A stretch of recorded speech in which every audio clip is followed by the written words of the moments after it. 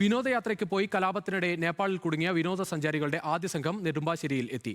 തങ്ങൾ ആക്രമിക്കപ്പെട്ടുവെന്നും നാട്ടുകാരുടെ സഹായത്തോടെയാണ് രക്ഷപ്പെട്ടതെന്നും നാട്ടിലെത്തിയവർ ന്യൂസ് മലയാളത്തോട് പറഞ്ഞു. കൊച്ചിയിൽ നിന്ന് അനിൽ ജോർജ് തയ്യാറാക്കിയ റിപ്പോർട്ടിലേക്ക്.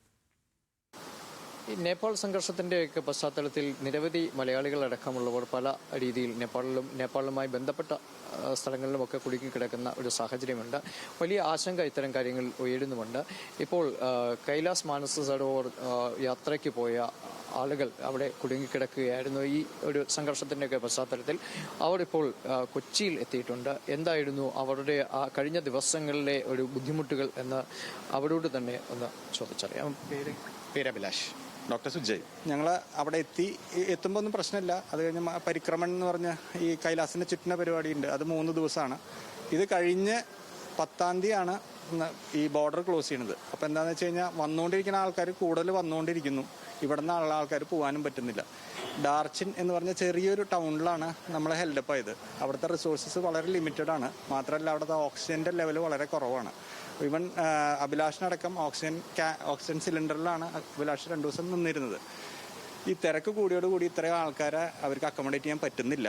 മാത്രമല്ല അവിടുത്തെ റിസോഴ്സസ് കുറയണം. അതായത് ഓക്സിജൻ സിലിണ്ടേഴ്സ് കിട്ടാത്ത അവസ്ഥ, പ്രായമായിട്ടുള്ള ആൾക്കാർക്ക് മരുന്ന് കിട്ടാത്ത അവസ്ഥ, പലർക്കും ഈ അക്യൂട്ട് മൗണ്ടൻ സിക്നസ് എന്ന് പറഞ്ഞ സംഗതി ഉണ്ട്.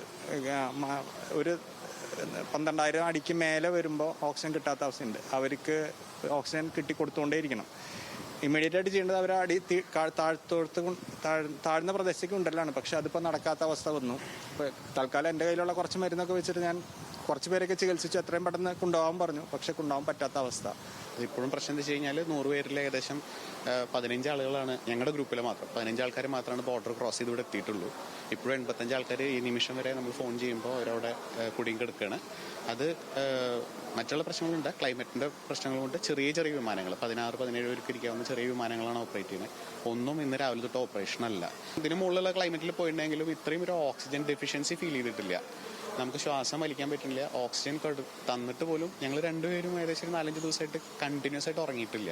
ഓക്സിജൻ തന്നാലോ. മെയിൻ പ്രശ്നം ഉറക്കം പോകുക എന്നുള്ളതാണ്.